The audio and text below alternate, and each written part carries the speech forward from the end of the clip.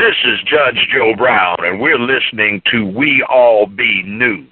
News-free Dixie for the 21st century.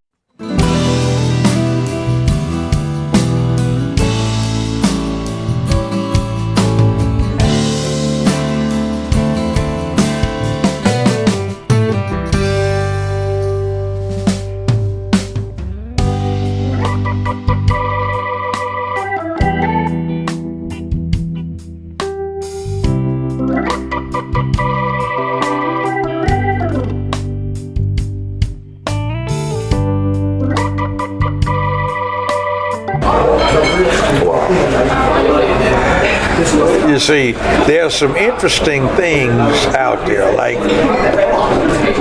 the discussion is in a book called The Legacy of Ashes. It's an author who analyzed 50,000+ CIA documents that were released about 15 years ago, 18 years ago.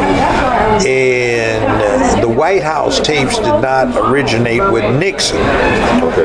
They started with Eisenhower, but transcripts released of the White House tapes during the Kennedy era revealed a conversation between Robert Kennedy, McNamara, and one other person, I forget who that was, and they were saying, who knows about this, that we tried to kill Castro? He said, we could all go to a federal penitentiary behind this.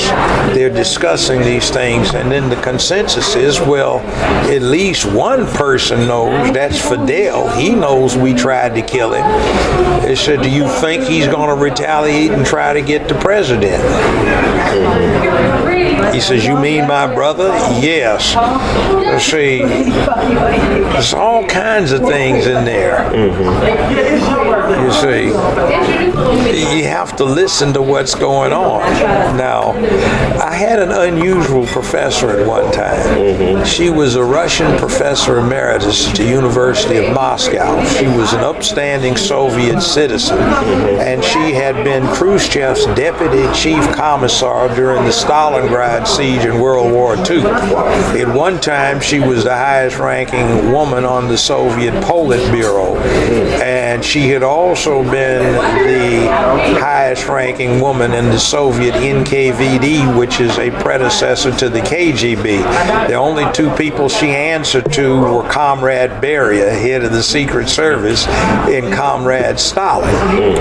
Now, she taught a class at UCLA known as the Sphere of Soviet Influence in World Politics, and I was one of her teaching assistants back in the 60s.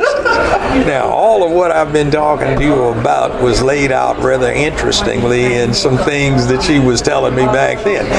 Reagan, for example, is given credit for causing the Russians to bail out of the Cold War and for causing Gorbachev to start talking about perestroika and glasnost. Well, she let me read a translated paper in 1968 that Comrade Lenin wrote in 1919, and he said Russia can become a democracy only when there are no significant numbers of live Russians that have a living memory of their slaves under the Tsar, of their enslavement under the Tsars. And he predicted that this would happen in the last decade of the 20th century, and it would embody the precepts of perestroika and glasnost, the very words that Gorbachev used. So Reagan didn't do this. The Soviets had a plan, and the part of it was to get the Soviet people to become accustomed to managing their own affairs, free from the paralyzing influence of too much religion, being confident in their ability to deal with the world, and having a habit of having a sense that they have something to do with day after tomorrow. So Gorbachev in 1990 starts talking about perestroika and glasnost. The Berlin Walls come down, and Berlin Wall, singular, I guess it is, comes down, and they start putting their plan into play, and we, of course, our CIA doesn't look at it. Well, look at the Russians, they're villains, they're against us. But like my Russian professor told me, she says, I lost two uncles a brother, 3 nephews in 1919 when the U.S. government had several divisions of the United States Army occupying portions of continental Russia, trying to assist the White Army against the Red Army. You see, we invaded Russia in the 20th century. We sent, I think, 5 or 6 divisions over there.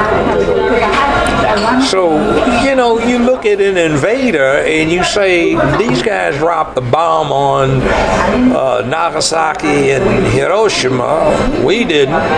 You know, they bombed Dresden and killed 125,000 people in one night. They had 5 different raids on Tokyo where they killed more than 120,000 Japanese per raid. They had burnt out every city in Japan, starting from the biggest going down, except for 4 that they left untouched.